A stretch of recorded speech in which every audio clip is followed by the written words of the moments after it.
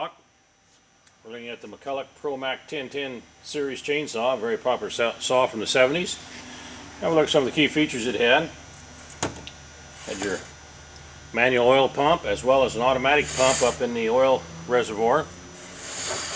Kill switch in the middle, choke on the right hand side, operator presence lever for safety, top load on the gas, side on the oil reservoir, chain brake. It's a working chain brake. This one features a 20-inch sprocket nose bar and chain, 3/8 pitch, full comp, meaning more teeth, square cut.